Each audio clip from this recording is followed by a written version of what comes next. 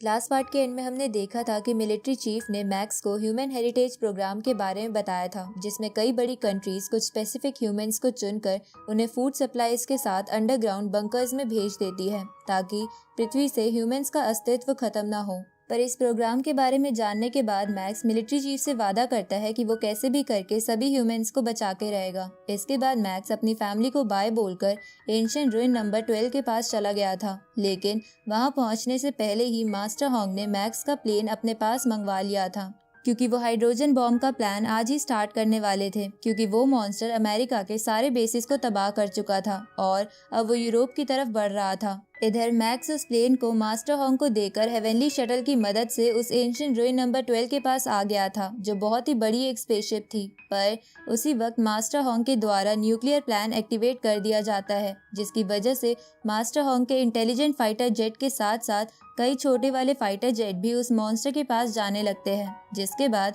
सबसे पहले उनमें से एक प्लेन उस मॉन्स्टर के बहुत ही करीब पहुंच जाता है। अब आगे तो इस पार्ट की शुरुआत में वो फर्स्ट 20,000 टन का न्यूक्लियर बॉम्ब फट जाता है, लेकिन उससे उस गोल्डन हॉर्न बेहेमोथ को कुछ नहीं होता, जिसे देखकर मैक्स सोचता है कि ये 20,000 टन का न्यूक्लियर बॉम्ब इस मॉन्स्टर के लिए बस हवा के झोंके की तरह था। तभी बबाता मैक्स से कहती है कि क्या ये तुम ह्यूमंस का प्लान था। इस तरफ मास्टर हॉन्ग दूसरे प्लेन को आगे जाने को कहते हैं, जिसके बाद वो प्लेन धीरे धीरे उस मॉन्स्टर की तरफ बढ़ने लगता है, लेकिन वो मॉन्स्टर उस प्लेन को देखने के बावजूद भी उस पर अटैक नहीं करता। और जैसे ही काउंटडाउन खत्म होके वो बॉम्ब फटता है तो वहाँ बहुत बड़ा धमाका होता है, लेकिन उस मॉन्स्टर को अब भी कुछ नहीं हुआ था, जबकि ये बॉम्ब 1 लाख टन का था। इसे देखकर कमांडर सोचता है कि ये बॉम्ब तो इस मॉन्स्टर के सामने बस एक टॉय की तरह था। इस तरफ मैक्स बोलता है कि ये मॉन्स्टर बहुत ही खतरनाक है, लेकिन इन दोनों बॉम्ब्स ने इसे थोड़ा डिस्ट्रैक्ट कर दिया है। उसी वक्त मास्टर ली शैन मास्टर हॉन्ग से कहते हैं कि अब हम अपने प्लान का सेकंड फेज स्टार्ट कर सकते हैं,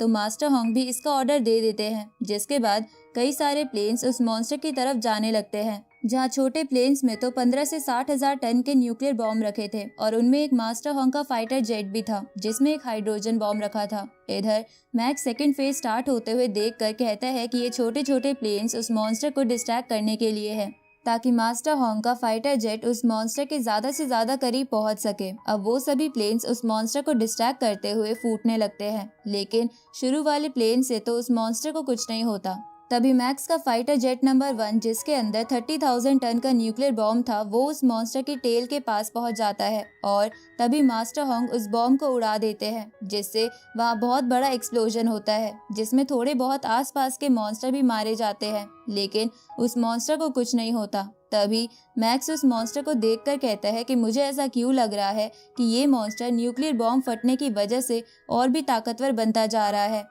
इस पे बबाता मैक्स से बोलती है कि न्यूक्लियर बॉम्ब फटने की वजह से उससे निकलने वाले हाई टेम्परेचर के पार्टिकल्स उस मॉन्स्टर की मसल को ट्रेन कर रहे हैं। ये बिल्कुल ऐसा ही है जैसे ह्यूमंस अपने आप को ताकतवर बनाने के लिए वेट उठाते हैं, और उसी थ्योरी के अकॉर्डिंग ये छोटे वाले न्यूक्लियर बॉम्ब उस मॉन्स्टर की ग्रोथ को तेज कर रहे हैं। इधर इतने बॉम्ब फट जाने के बाद भी उस मॉन्स्टर को कुछ ना होता देख सभी वॉरियर्स हैरान हो जाते हैं, लेकिन तभी मास्टर हॉन्ग के फाइटर जेट की बारी आती है, जिसके अंदर 150 मिलियन टन का हाइड्रोजन बॉम्ब रखा था, और यही एक अल्टीमेट वेपन था जो ह्यूमंस को इस मॉन्स्टर से बचा सकता था। इधर बबाता 150 मिलियन टन हाइड्रोजन बॉम्ब वाली बात सुन के कहती है कि मुझे पता नहीं कि ये bomb star level golden horn behemoth को मार पाएगा या नहीं, क्योंकि मैंने कभी भी इस मॉन्स्टर को हराने के लिए हाइड्रोजन बॉम्ब का इस्तेमाल होते हुए नहीं देखा। इस तरफ मास्टर अपने प्लेन को उस मॉन्स्टर की तरफ भेजने लगते हैं, जिसे देखकर कुछ लोग इस मिशन की कामयाबी के लिए प्रे करने लगते हैं और कुछ वॉरियर स्क्रीन को बिल्कुल ध्यान से देखने लगते हैं,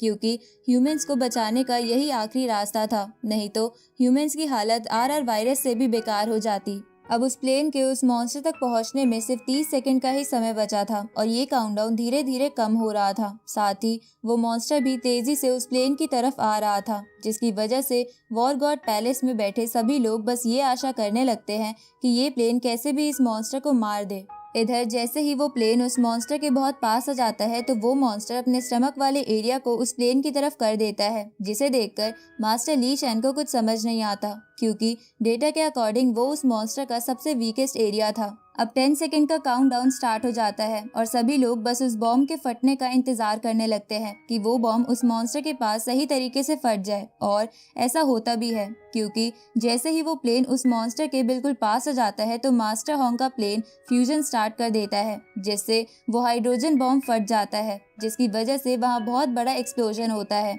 जिससे बहुत तेज रोशनी निकल रही थी, जिसे सभी वॉरियर्स और मास्टर होंग स्क्रीन पर भी नहीं देख पा रहे थे। साथ ही इस बॉम्ब के एक्सप्लोजन की वजह से वहाँ 1000 किलोमीटर तक सभी मॉन्स्टर राख बन जाते हैं और बिल्डिंग्स भी चूर चूर हो जाती है। ऊपर से ये एक्सप्लोजन स्पेस से भी देखा जा सकता था, क्योंकि इसका इम्पैक्ट और इसकी रोशनी बहुत ज्यादा तेज थी। इधर उस एक्सप्लोजन वाले एरिया की सबसे पास वाली सिटी में भी उस एक्सप्लोजन की लाइट दिखने लगती है, जिसे देखकर वो लोग समझ नहीं पाते कि ये रात में सूरज कैसे उग गया है। साथ ही इस धमाके की वजह से सभी इलेक्ट्रॉनिक चीजें और इंटरनेट एकदम से चलना बंद हो जाते हैं और पूरे शहर की लाइट तक चली जाती है, जिसकी वजह से सड़कों पर भारी ट्रैफिक जाम लग जाता है। तभी उन लोगों में से एक लड़की पहचान लेती है कि ये एक न्यूक्लियर ब्लास्ट है। तो ये सुनकर पूरे शहर के लोग डर के इधर उधर भागने लगते हैं, जिसकी वजह से शहर में भगदड़ मच जाती है और कई गाड़ियां क्रैश हो जाती है। इस तरफ मैक्स की फैमिली और मैक्स के एकेडमी के साथी भी ये ब्लास्ट अपनी आंखों से देख पा रहे थे।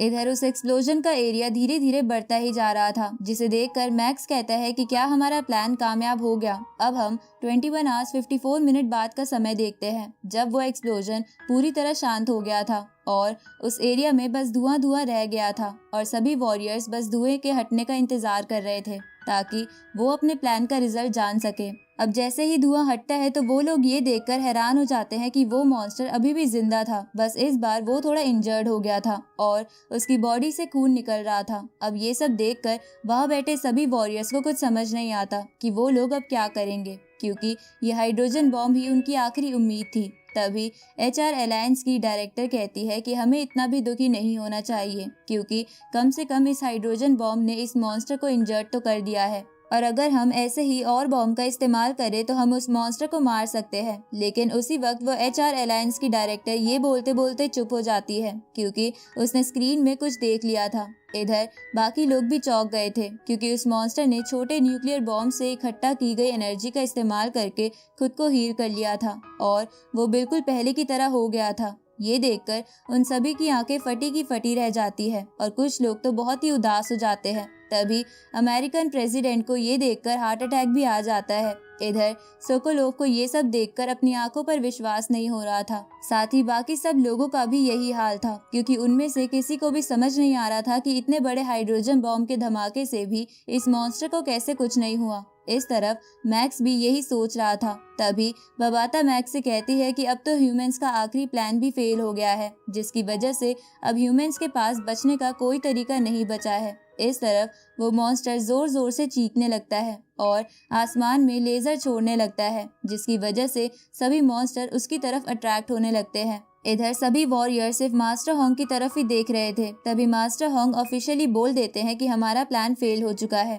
इस तरफ मैक्स बोलता है कि मैं ऐसा नहीं होने दूंगा और ये बोल के मैक्स उस एंशिएंट रूइन नंबर 12 की स्पेसशिप को स्कैन करने लगता है। तभी बबाता मैक्स से कहती है कि ये एक मदरशिप है जो बहुत ही स्ट्रॉन्ग है, लेकिन ये असली रूइन नंबर 12 नहीं है। एंशिएंट रूइन नंबर 12 तो इस मदरशिप के अंदर है, लेकिन वो जगह बहुत ही खतरनाक है और अगर तुम वहाँ गए तो हो सकता है वहाँ कोई ट्रैप एक्टिवेट हो जाए और वो तुम्हें मार दे। इस पे मैक्स बबाता से कहता है कि चाहे मुझे अपनी जान की बाजी क्यों ना लगानी पड़े, पर मैं उस मॉन्स्टर को हराने के लिए स्ट्रॉन्गेस्ट वेपन ढूंढ के रहूंगा। अब ये बोल के मैक्स उस स्पेस शटल को स्कैन करने लगता है और उस स्पेस शटल में मैक्स को एक रास्ता दिखता है, जिसके जरिए मैक्स उसके अंदर चला जाता है और इसी के साथ ये पार्ट यहीं खत्म होता है।